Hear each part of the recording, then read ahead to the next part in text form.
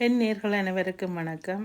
இந்த சாரி வந்து நானே துணி எடுத்து டிசைன் பண்ணி கட் பண்ணி தைச்சினான். அதுக்கேற்ற சாரி ப்ளவுஸ் அதே துணியிலேயே நான் எடுத்து தைச்சிருக்கிறேன்.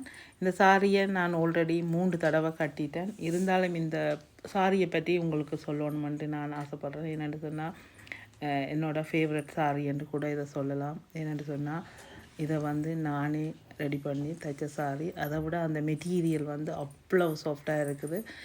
முக்கியமாக சொல்ல வேணுமென்று சொன்னால் இந்த துணி அவ்வளோ சாஃப்ட். இதை வந்து எத்தனை தடவை வேணுமென்றாலும் துவைக்கலாம்.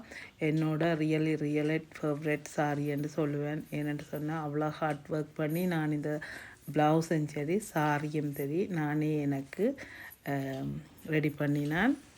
இந்த சாரியின் ப்ளவுஸ் மட்டும் கொஞ்சம் வித்தியாசமாக டிசைனாக இருக்கணுமென்றதுக்காக கைக்கு ஒரு பிங்க் கலர் துணியும் கழுத்துக்கு ஒரு வித்தியாசமான டிசைனும், அதே நேரம் சாரியின் முன்பக்கம் பிரின்சஸ் கட் வச்சு ப்ரா கட்டிங் வச்சு தைச்சிருக்கிறேன். நீங்களும் இந்த மாதிரி துணி எடுத்து உங்களுக்கு பிடிச்ச மாதிரி சிம்பிளாக சாரியை ஈஸியாக தைச்சி கொள்ளலாம். சாரி வந்து அயர்ன் பண்ணணுமென்ற கவலையே இல்லை. இந்த சாரிக்கு இந்த லேஸ் எடுத்திருக்கிறேன். இது வந்து ஒரு கிளாஸ் ஒர்க் பண்ணின ஒரு லேஸ் உண்டு. இந்த சாரிக்கு நான் இது எப்படி தைக்கிறேன்னு பாருங்கள். முதல்ல சாரியை வந்து அளந்தெடுக்கலாம். ஒரு ஹேங் பண்ணி சாரி போடுறதுன்னு சொன்னால் 44 இன்ச்சு இருக்கும்.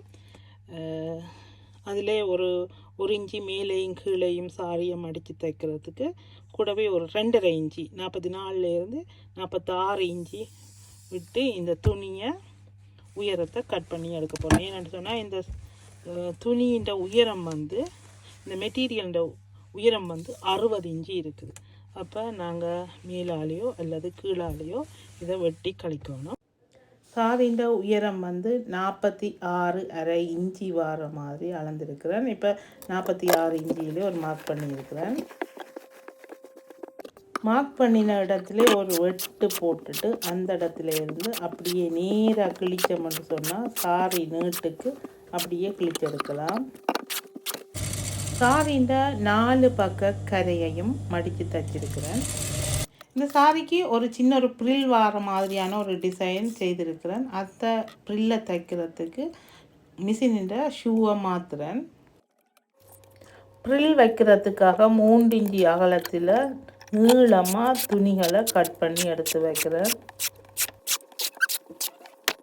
நான் இப்போ மாற்றி இருக்கிற இந்த மிஷினின் ஷூ வந்து ஆட்டோமேட்டிக்லி அதுவாயே சின்ன ஒரு மடிப்பு போட்டு மடித்து தைக்கக்கூடிய மாதிரியானது. இப்போ நான் இந்த எடுத்திருக்கிற துணிக்கு 2 பக்க சைட்டும் சின்னதாக மடித்து தைக்கணும்.